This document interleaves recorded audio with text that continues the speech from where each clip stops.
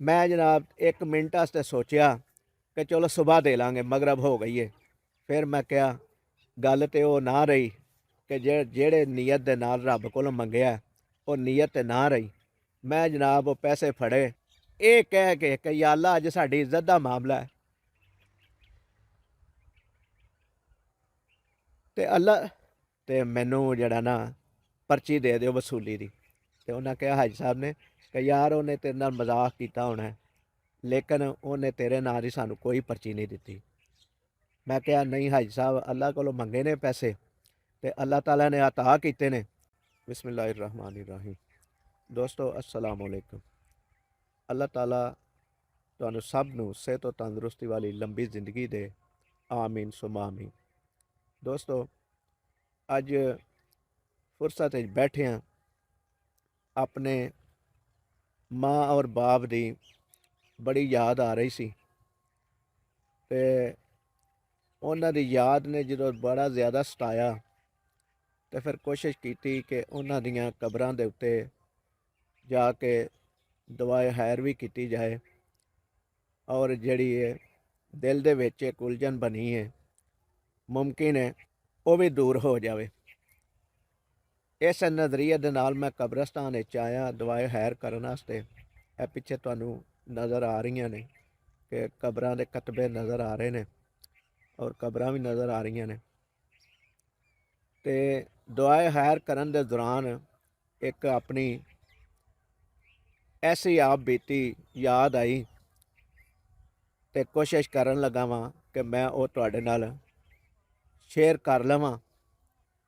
इस वीडियो नू देखण वाले जिहड़े नवें दोस्त ने उन्हां अगे गुजारिश है कि साडे चैनल नू अगर सबसक्राइब नहीं किया तो सबसक्राइब कर लवो और घंटी दे बटन नू भी दबा दिओ ताकि साडी हर नवीं आने वाली वीडियो का नोटिफिकेशन तुहाडे तक पहुँच सके। दोस्तों ਜਦੋਂ ਤੁਸੀਂ अल्लाह ताला की ज़ात उत्ते इन्ना यकीन कर लेंदे हो कि वो ही तुहाडा राज़िक है, वो ही तुहाडा मालिक है, तो फिर वो ज़ात तुहाडी किसी जगह ते कंड नहीं लगन देंदी। तुहाडे जिहड़े मसले ने उन्हां दा हल फौरी निकल आउंदा है और तुहाडीआं जिहड़ियां दुआवां ने अल्लाह ताला फौरी कबूल करदा है जिहड़ियां जायज़ ने। बीते होया वक्त बीती हुई गल तुहाडे नाल शेयर करन लगा। मैं साबका वीडियो दे विच तुहाडे नाल जिक्र करदा रहा कि मैं रिज़क दी तलाश वास्ते कराची हिजरत कर गया सां। ये उत्थों दा ही एक वाकया है, एक स्टोरी है, एक आप बीती है जिहड़ी तुहाडे नाल शेयर करन लगा। दोस्तों मैं हर महीने अपने माँ बाप नू मिलन वास्ते अपने शहर आ जांदा हुंदा हाँ कराचियों। 1-2 दिन रुकना इत्थे मिलना गिलना ते फिर वापस अपने मंजिल की तरफ कराची चले जाता सा। ते कुछ दोस्तों के नाल मेरा कारोबारी लैन देन इस तरह का भी सी कि माल उन्हां कोलों खरीदी दा सी अपनी दुकान के मुतलका और साडे कोल जिहड़ा माल बनदा सी उन्हां दे मुतलका वो साडे कोलों खरीद लैंदे हुंदे सन।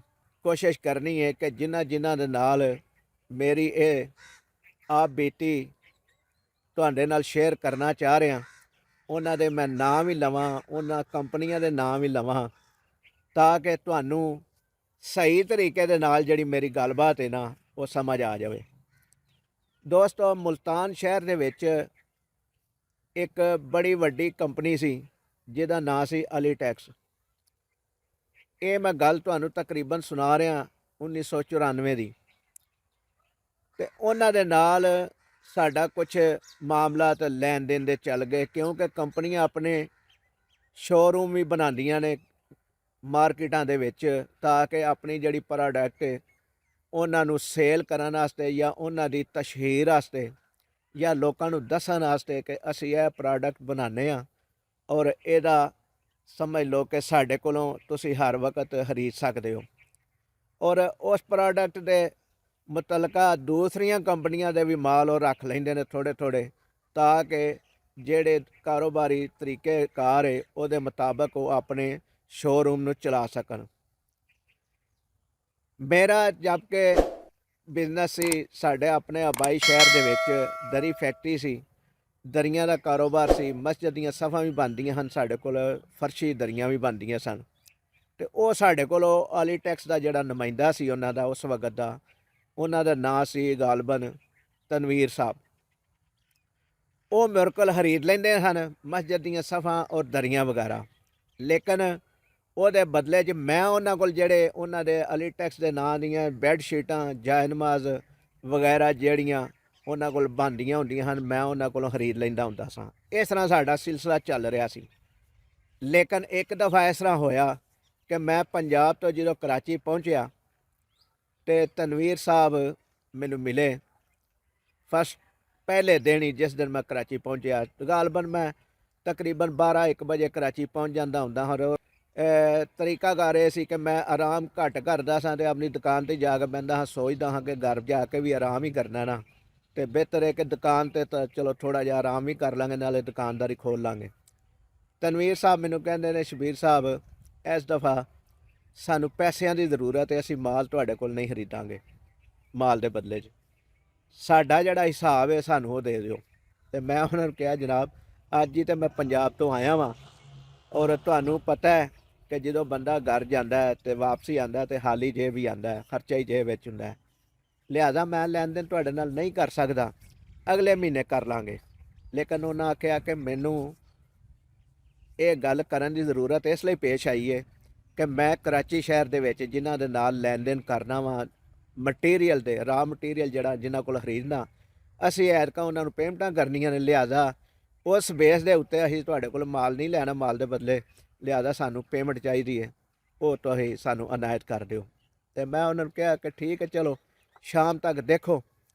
ਇਸ ਤਰ੍ਹਾਂ ਕਰਦਿਆਂ ਦੂਸਰਾ ਦਿਨ ਆ ਗਿਆ ਔਰ ਸਮਝ ਲਓ ਕਿ ਬਿਸਮਿਲ੍ਲਾ ਵੀ ਨਾ ਹੋਈ, ਕਿਉਂਕਿ ਕਰਾਚੀ ਦੇ ਹਾਲਾਤ ਅਕਸਰ ਵਿਗੜ ਜਾਂਦੇ ਹਨ ਅਚਾਨਕ, ਜਿਹਦੀ ਵਜ੍ਹਾ ਤੋਂ ਮਾਰਕੀਟਾਂ ਸੁਨਸਾਨ ਹੋ ਜਾਂਦੀਆਂ ਸਨ। ਇਸ ਬੇਸ ਦੇ ਉੱਤੇ 2 ਦਿਨ ਕੋਈ ਸੇਲ ਨਾ ਹੋਈ।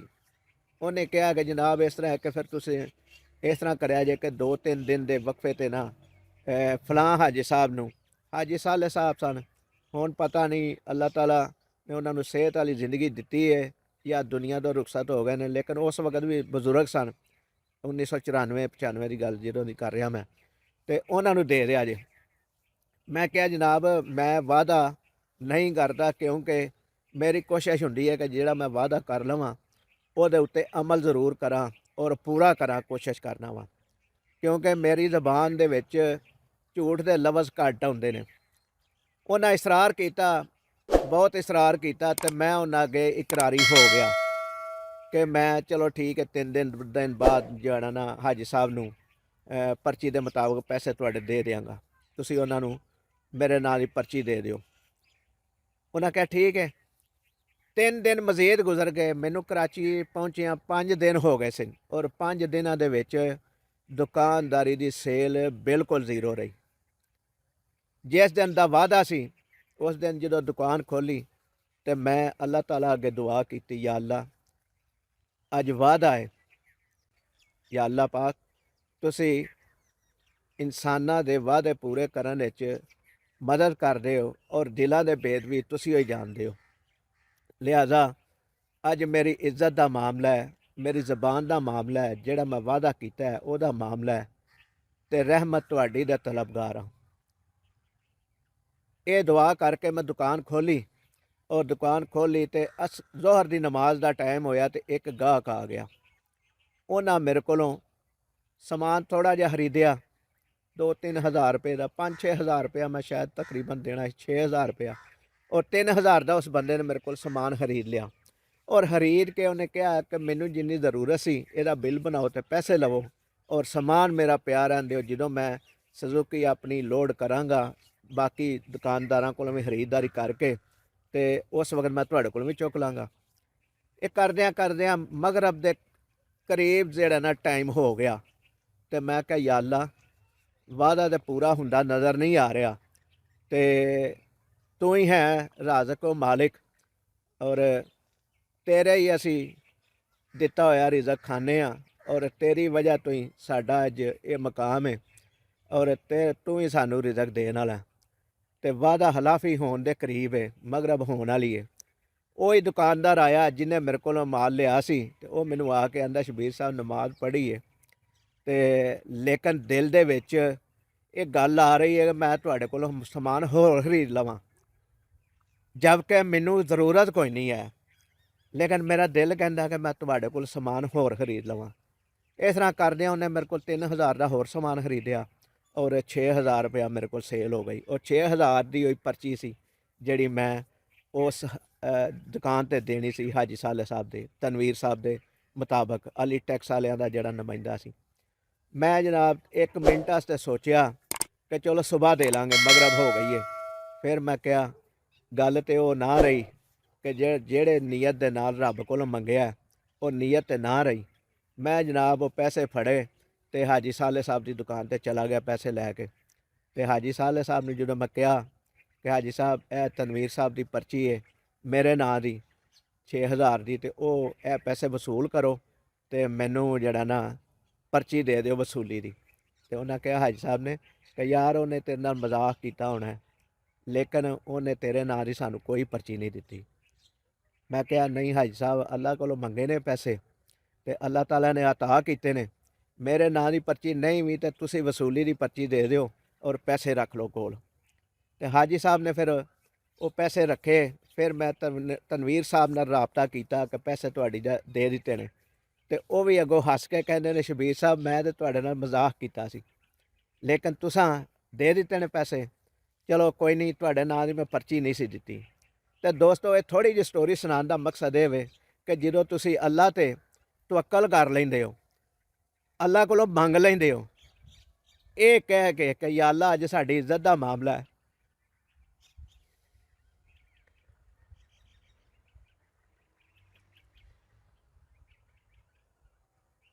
ਤੇ ਅੱਲਾ ਤਾਲਾ ਦੀ ਜ਼ਾਤ ਤੁਹਾਡੇ ਪਰਦੇ ਰੱਖਦੀ ਹੈ, ਲੇਕਿਨ ਉਹਦੇ ਵਾਸਤੇ ਜ਼ਰੂਰੀ ਹੈ ਕਿ ਤੁਸੀਂ ਅੱਲਾ ਤਾਲਾ ਉੱਤੇ ਯਕੀਨ ਕਰ ਲਓ, ਅੱਲਾ ਤਾਲਾ ਕੋਲੋਂ ਮੰਗਣਾ ਸ਼ੁਰੂ ਕਰ ਦਿਓ ਔਰ ਇਹ ਦਿਲ ਦੇ ਵਿੱਚੋਂ ਗੱਲ ਕੱਢ ਦਿਓ ਕਿ ਮੈਂ ਬੜਾ ਕਮਾਲ ਕਰਨਾ ਵਾਂ, ਮੈਂ ਬੜਾ ਦੁਨੀਆ ਦੇ ਹਿਸਾਬ ਨਾਲ ਸ਼ਾਤਰ ਹਾਂ, ਮੈਂ ਬੜਾ ਤੇਜ਼ ਹਾਂ। ਇਹ ਸਾਰੀਆਂ ਗੱਲਾਂ ਪਿੱਛੇ ਟੁਰ ਜਾਂਦੀਆਂ ਨੇ। ਦੋਸਤੋ ਅੱਜ ਦੀ ਅਗਰ ਇਹ ਵੀਡੀਓ ਤੁਹਾਨੂੰ ਪਸੰਦ ਆਵੇ ਤੇ ਵੀਡੀਓ ਨੂੰ ਲਾਈਕ ਜ਼ਰੂਰ ਕਰਿਆ ਜੇ, ਸ਼ੇਅਰ ਵੀ ਕਰਿਆ ਜੇ ਔਰ ਸਾਡੇ ਚੈਨਲ ਨੂੰ ਸਬਸਕ੍ਰਾਈਬ ਵੀ ਕਰਿਆ ਜੇ, ਔਰ ਇਸ ਵੀਡੀਓ ਦੇ ਕਮੈਂਟ ਸੈਕਸ਼ਨ ਵਿੱਚ ਇੱਕ ਕਮੈਂਟ ਲਾਜ਼ਮੀ ਕਰਿਆ ਜੇ। ਅੱਲਾਹ ਤਾਲਾ ਸਾਨੂੰ ਤੇ ਤੁਹਾਨੂੰ ਅਮਲ ਦੀ ਤੌਫੀਕ ਅਤਾ ਫਰਮਾਏ। ਆਮੀਨ ਸੁਮਾ ਆਮੀਨ। ਅੱਲਾ ਨਿਗਹਿਬਾਨ।